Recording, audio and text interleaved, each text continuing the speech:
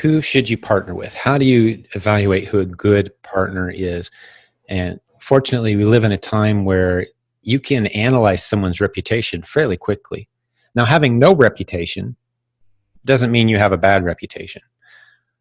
But having a good reputation is really hard to establish. If someone's willing to do some research on someone's name and see what projects they've been involved with and see how people are talking about them and how long they've been around and how established they are, you can't fake a great reputation online. That's one of the beauties of being able to research now and just really dig into someone's name. So we're very protective of our reputation around here, and we've been doing things a long time in the right way. That makes us a great potential partner for a lot of people. And we love partnering up with specialists from other arenas who've done the same thing. They've protected their reputation by serving their customers well with integrity. If they have an unhappy customer, they give them a refund. They're willing to take a loss in order to protect what they've built. They serve well, and they're a specialist offering something that we're not necessarily specialized in. There's a law of specialization that kicks in where it's far better to be really, really, really good at an inch wide, mile deep, a very narrow scope niche expertise than it is to be kind of good at about 100 different things. That's just a truth of business that's thousands of years old. You can deny it, you can argue against it, you can fight against it. But once you look over the careers of truly successful businesses and industries and individuals and organizations that have exploded, at the core of all of them was someone that was super focused on a very narrow, very deep, and they were kind of useless at just about everything else, which meant they needed specialists around them. So if you're partnering up with ethical, virtuous specialists, you're going to build something truly special. That's what we've done in our organization. We have a team of about 100 people, and we each have our lanes that we stay in, and we do really, really well in those lanes. And I've found the lane that I've been in, I need to tell you this too, if we're talking about partnering and specialization. When you first start out, you're going to wear all the hats, and you're not going to be great at any of them. That's a necessary initial step in launching a business. It's a period of intense, focused effort. You are the accountant, you're the marketer, you're the guy that puts the tape on the boxes, you're the web designer. You just don't have the budget to do these things. That first person you hire shouldn't be someone who takes all that weight off your desk. It should be someone who puts more money in the bank. So as soon as you've got a profitable process, train someone else on that profitable process. Once they're replicating it, now you can start doing the things that only you can do. You can hire someone for a few dollars to put tape on that box. You can hire someone else, hire an accountant and give them the books. Right? You can start taking off some of these hats, and pretty soon the only hat you're left with is the hat of doing the things that only you can do, which will be the things that you're most passionate about and better at than anyone else. And it's a leadership journey. But to me, leadership and partnership are two topics that go hand in hand. You can't be a great partner until you're a great leader, meaning you're really good, specialized, and you're leading in your industry at that little narrow expertise that you're known for. You've got to become known for something. If you're known for being kind of good at about 500 different things, you may not ever make a good partner for anybody in business. So in that case, my last question is, what are you known for? What are you known for? I would like to be known for being a follower of Christ. I would like to be known for being a great husband. I would like to next be known for being a great dad. And then after that, I'd like to be known for someone who teaches people to use the internet creatively to launch and grow incredible, exciting businesses so they can live at home, be that spouse, that parent that they want to be, and still build something truly special and amazing with the other time that they have. That's what I want to be known for. And publicly, I'm kind of seen as that fourth category, but a lot of things happen when this computer closes and the microphone goes off. That's real life that's more important, far more important than the business activities that I'm taking part in. So the people who know me best, the people who would, maybe someday attend my funeral if it ever happens, what they say about me matters. In that moment, what those people think of me, that's what matters. Those are the people who know me best. What I'm known for among those folks is the things that I just listed. You know, was he loyal to what he believed? Did he follow God? Was he a good spouse? Was he a good dad? After that, all the business stuff, yeah, that's just fun. That's a true pleasure. And in that arena, I want to be known as a creative guy that's writing creative content, inspiring people to do incredible things using the internet in ways they never maybe imagined until they encountered our community and our courses, our content.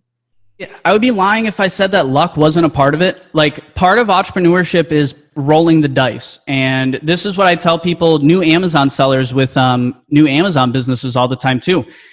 Even the biggest best sellers in the world, you know, at least 30% of their products fail. So you can do all the product research in the world, and we want to do all the product research in the world, but at the end of the day, we don't know. Like, you just got to pull the trigger and you got to make it happen. So,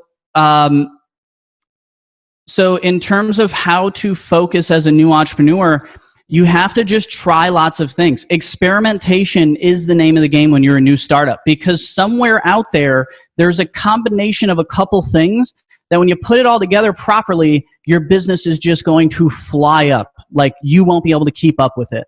That combination is out there for you. You just have to experiment and find it. And the problem is, you know, new entrepreneurs, first of all, they take too long to do everything.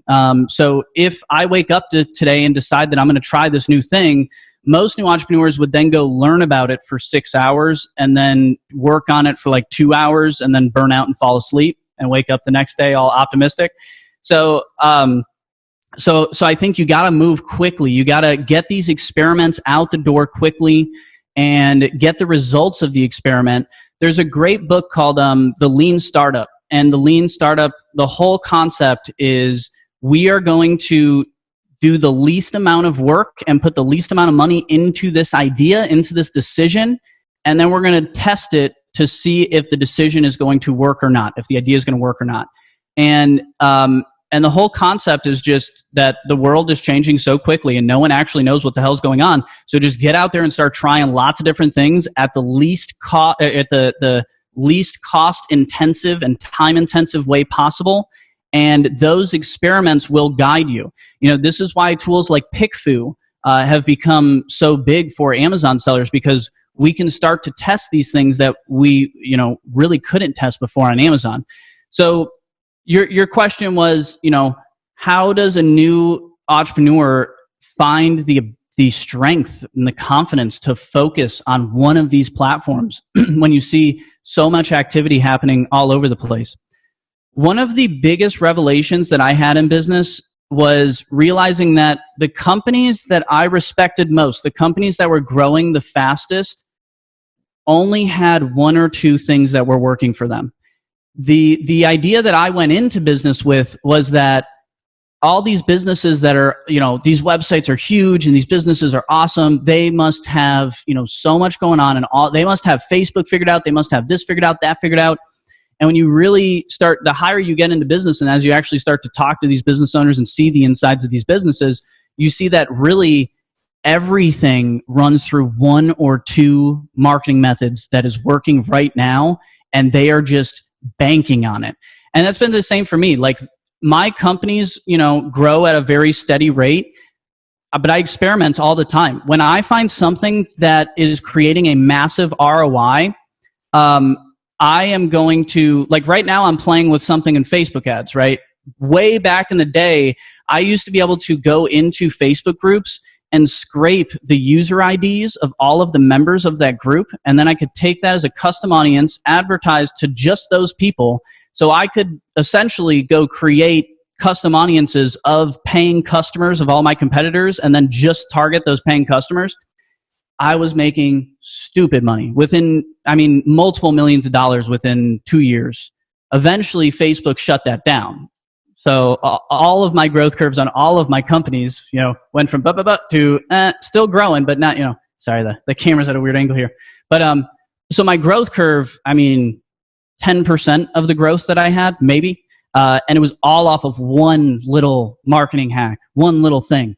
So I've seen this time and time again. Like, when my companies grow the fastest, it's because we figured out one thing that everybody else hasn't yet, and we are willing to throw stupid amounts of money into it because it's making, you know, it's a machine. We found a machine that whenever we put $1 in, it gives $2 back, and we just feed it unlimited dollars until that goes away. So I don't know if I explained that as coherently as I would have liked to, but the point was, new entrepreneurs, you don't be fooled by these companies having a presence all over the place. A lot of it is just like bare minimum presence once these companies get big enough. What's actually fueling the growth of these companies is one or two things. And I'm not even talking like one or two platforms. It'll be like our Facebook group is killing it right now, and it's growing like crazy. So like it's going to be one little thing in one of these platforms that just, grows the company like bananas. And I've seen that time and time again. So don't be fooled by the presence you see everywhere. Find the one thing, experiment a lot. You're a startup. Startups need higher profit margins than normal businesses because we need to experiment and lose some money. So you need to experiment until you find high margins and a lot of activity. And that activity is going to be the biggest signal you've ever seen that something's happening here and we should go into this.